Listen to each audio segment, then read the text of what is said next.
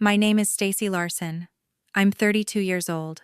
That day, I was standing in the middle of the loud, chaotic bustle of Nashville International Airport, gripping my phone tightly, as if holding on to something that felt both overwhelming and impossible to believe.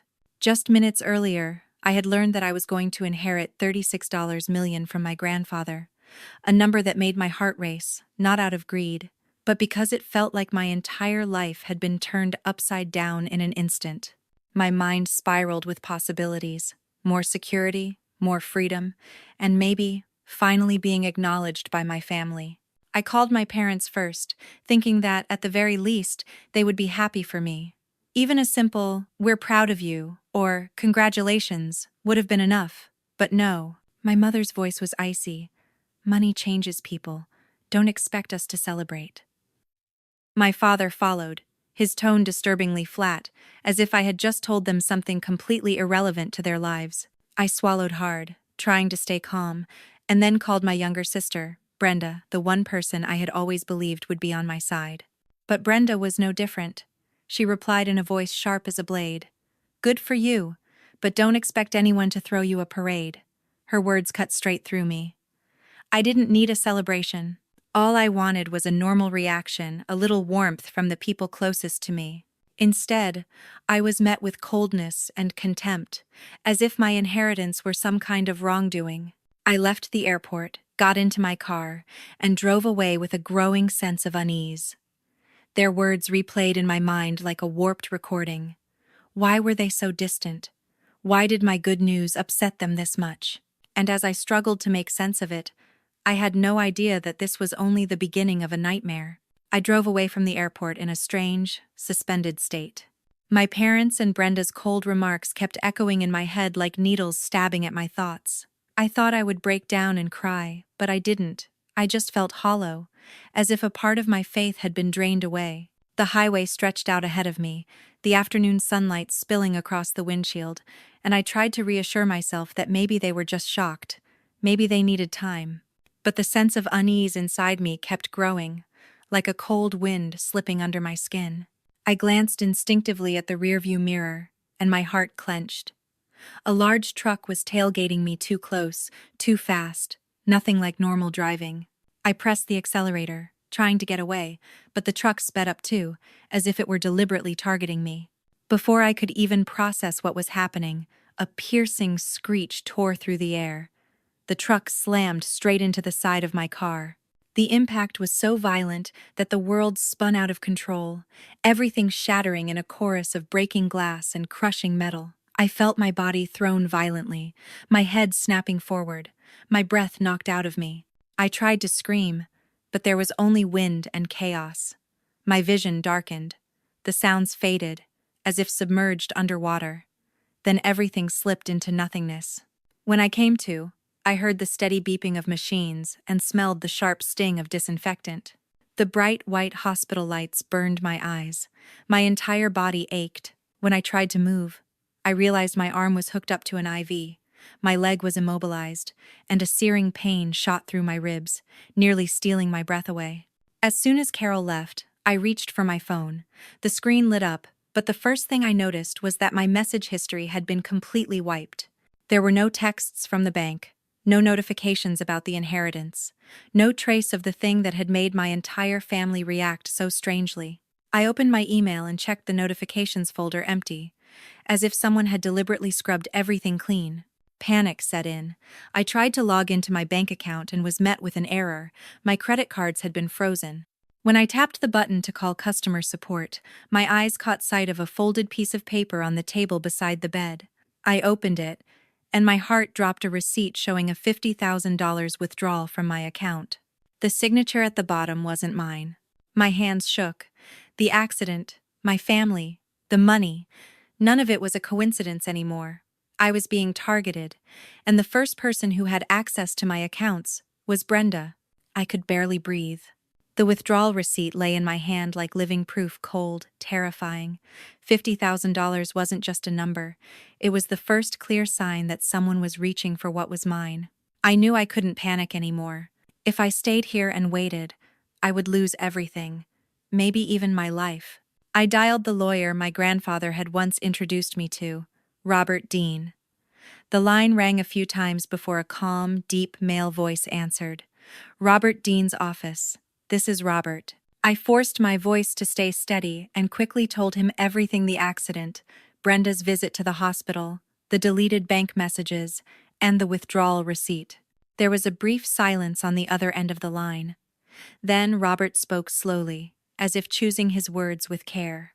Stacy, you need to listen carefully. In the past 24 hours, someone has called my office several times. They claim to be acting on your behalf and said you were not mentally fit to manage your finances and that your family needed authorization to handle the inheritance fund. I went numb. Who said that? Robert replied. A woman. She spoke very confidently and provided accurate personal details about you, but I haven't signed anything, and I haven't approved any transfer of authority. My heart pounded like a drum. So they weren't just stealing money, they were trying to take control of the entire $36 million. Robert continued, I've just done a quick check. There are transactions flagged as suspicious. And worse, there's a request to move the inheritance fund into a different management account. That can only happen if they have legal documents or your signature.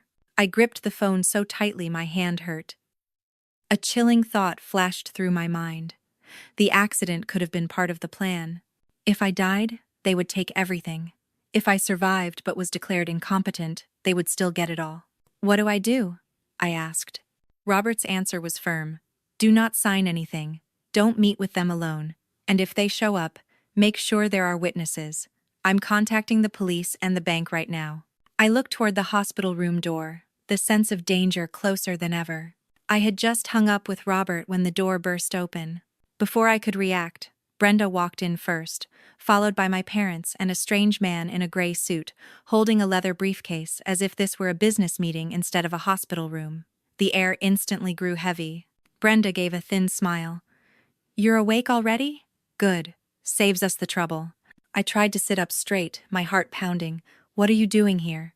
My mother stepped forward, her voice icy. We're here to help you. You're injured, clearly not in a state to manage that kind of money. My father nodded and gestured toward the man in the suit. This is the family's lawyer. He's brought the necessary paperwork. The man placed a thick folder on the table beside my bed, opened it, and slid a document toward me, pages filled with dense text. Brenda spoke quickly, as if reciting a rehearsed script. Just sign here, and you'll authorize the family to manage your assets for you. Everything will be taken care of. I looked at the title and felt a chill crawl up my spine. Declaration of Financial Incapacity. This wasn't help, it was a takeover. I looked up, forcing my voice to stay calm. I'm not signing. Brenda curled her lips into a smirk. You have to. If you don't, things are going to get very complicated. That was when a man stepped closer and said, I am her legal representative, because I am her husband. I froze. I stared straight at him. Charles West, the man I had impulsively married in Las Vegas and annulled shortly afterward. But what had he just said? Brenda spun around to look at Charles, her face draining of color. My mother's eyes went wide. My father stood there, stunned, as if he'd been slapped. The room fell completely silent. I understood instantly. They didn't just want the money. They had prepared everything, even a husband, to legitimize the takeover. The air in the hospital room felt suffocating. I looked at Charles, then at Brenda, then at my parents. No one could find the words to speak. Charles stood frozen for a few seconds, as if he'd just realized he had said too much. Then he turned to Brenda, panic flashing in his eyes. Brenda forced an awkward laugh. What nonsense are you talking about? Just be quiet. But Charles was already starting to shake. Beads of sweat formed on his forehead. I could see the fear in his eyes, not fear of me, but the realization that everything was slipping out of his control. My father frowned. Brenda, what is going on? Brenda snapped. Nothing. Everyone, get out. I took a deep breath. Charles, you just said I'm your wife. So what right do you have to be here? Charles swallowed hard, his eyes darting around. Brenda stepped forward, trying to pull him back. Don't say another word. But Charles looked like a man cornered. In a burst of panic, he blurted out, I didn't want it to turn out like this. This wasn't the plan. She wasn't supposed to survive. The entire room froze. I felt the blood drain from my body. "What did you say?" I asked, my voice barely sounding like my own. Charles stammered, each word digging him deeper. "Brenda told me that if you died, everything would belong to your family. I just, I only helped with the paperwork. I didn't drive the truck, I swear." Brenda screamed, "Shut up!" and lunged at him, trying to slap him. My mother staggered backward, her face deathly pale. My father stood there, stuttering, unable to believe what he was hearing. I immediately slammed the call button, my eyes never leaving them. "Carol, call security, call the police now." I knew that if they managed to leave this room, I would lose my only chance to save myself. Just minutes after my shout, the hospital hallway erupted with hurried footsteps. Carol rushed in first, followed by two security guards. Brenda instantly straightened up, forcing an innocent expression. "We're her family. What do you think you're doing?" But I had already seen the panic in her eyes, the kind of fear that only appears when someone is caught red-handed. I pointed straight at Brenda and Charles, my voice hoarse with fear. "Don't let them leave. They just admitted the accident was staged."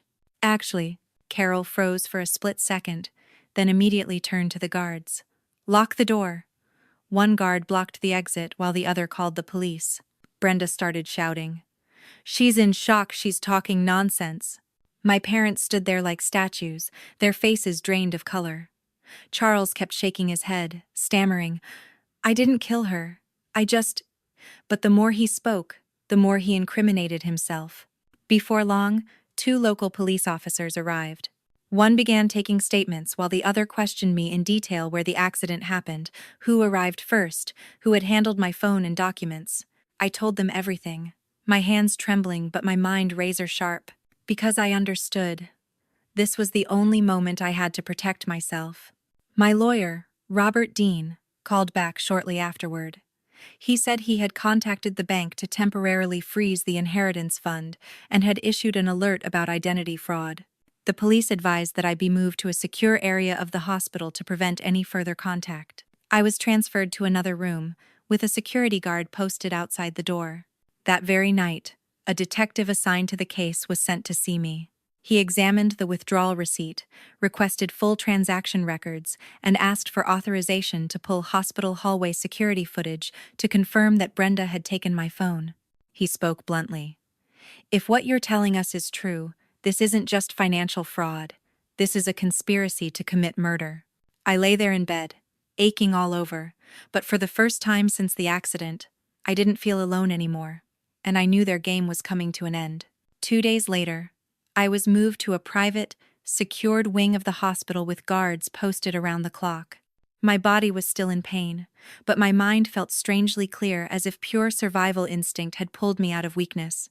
That afternoon, Detective William Fox came to see me, carrying a thick file. He set it on the table, looked at me, and said, "We've started tracing the money."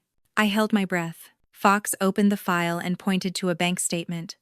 "There was a $50,000 withdrawal from your account. But more importantly," he flipped to the next page, "we found a chain of transactions coming from your sister Brenda's account." He turned another page. 3 days before the accident, Brenda transferred $10,000 to a man named Mark Hollis. He has a criminal record tied to the transportation industry and has previously been investigated for staging collisions. It felt like everything in my head exploded. "Mark Hollis, the truck driver?" I asked. Fox nodded. "We're confirming it, but traffic cameras on the highway captured the truck tailing your car from a long distance. This was not a random accident." Fox went on. "We also pulled the hospital security footage. Brenda did take your phone, and bank employees confirmed that someone called in impersonating you, using accurate personal information." He looked straight at me. "Miss Stacy, we have enough grounds to arrest them, but we need them to expose more evidence themselves. If you agree, we'll set a trap." "Over." I swallowed hard. "What kind of trap?" Fox replied. "You'll act as if you're willing to compromise. Lure them into showing up, talking, signing documents, and let them make their own mistakes right in front of us." I stared out the window, fear and anger shaking me to my core. Then I nodded, because I knew that if this didn't end now, they wouldn't stop. And next time, I might not be lucky enough to survive. A week later, I walked into an upscale restaurant in downtown Nashville, wearing a simple dress and a practiced smile. I was still in pain, still afraid, but I knew today was the day everything had to end. Detective Fox had positioned plainclothes officers throughout the dining area. A tiny microphone was hidden in the collar of my dress. All I had to do was get them to talk enough. Brenda arrived first. She sat down and looked at me with a mix of contempt and caution. "So you finally came to your senses," she said, her voice sweet as honey but cold as ice. My parents arrived next, and Charles walked in last, his face tight with tension. He avoided my eyes, while Brenda carried herself with confidence, as if everything were already under her control. I spoke first. "I'll sign the papers, but I want to be clear. If I sign, will this all finally end?" Brenda smirked. "Of course. As long as you behave, you'll be taken care of. You were lucky to survive. Don't tempt fate a second time." I stayed calm, my heart pounding like it was about to burst. "So the accident. Who arranged it?" I asked lightly, as if it were an afterthought. Brenda let out a short laugh and leaned forward to pour herself a drink. "You don't think that truck just showed up on its own, do you? You're so naive. I only needed you to disappear once." Charles went pale. "Brenda, don't," he stammered, but it was already too late. I placed my phone on the table and turned on the recording screen. "Thank you," I said softly. In the next instant, the police stormed in. Brenda jumped to her feet, screaming, but the handcuffs snapped shut around her wrists. Charles was dragged away amid curses and panic. My parents collapsed back into their chairs, unable to say a single word. Months later, the court delivered its verdict. Brenda and Charles were sentenced to 15 years in prison for conspiracy to commit murder and financial fraud. I stepped out of the courtroom and took a long, deep breath. I lost a family, but I kept my life and my freedom. And finally, I understood this truth.